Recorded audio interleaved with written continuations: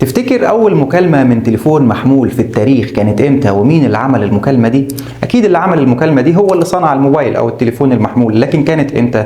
في ناس فاكرة إن تم إنتاج أو تصنيع التليفون المحمول في التسعينات، وده مش صح، هو دخل مصر في التسعينات، لكن سنة 1973 وإحنا كنا بنعلم على أولاد الهرمة كان في مهندس في شركة موتوريلا اسمه مارتي كوبر قاعد محبط لأنه كان شغال على مشروع تليفون محمول بس جوه العربية بس، أو في المكتب. يعني التليفون المحمول ساعتها كان ممكن في العربية في المنزل في المكتب تتحرك بيه داخل نطاق معين، لكن هو كان محبط لانه كان بيفكر انه يشتغل على تليفون محمول ما يربطكش بمكان تتحرك بيه عادي وانت ماشي. وبالفعل عمل نموذج وقدمه لشركة موتوريلا، وفي خلال 3 شهور كان طالع بالجهاز العبقري، الحل السحري اللي يا ريته ما اخترعه. عمل الجهاز اللي كان شبه الجزمة فعلا، حتى هم وقتها كانوا بيقولوا عليه انه يشبه حذاء المهرج لانه كان حجمه كبير، كان وزنه 1 كيلو جرام وكان طوله 25 سم.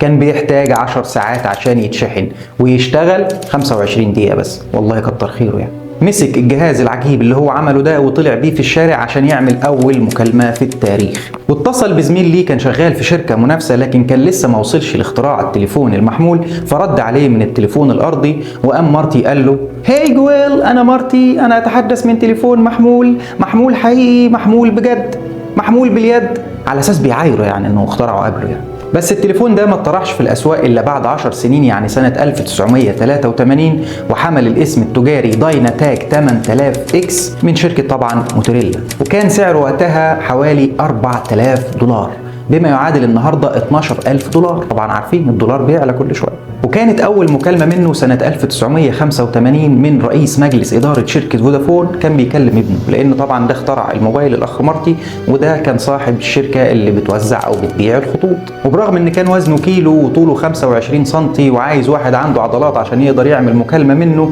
ولكن دي كانت حاجة ثورية وقتها.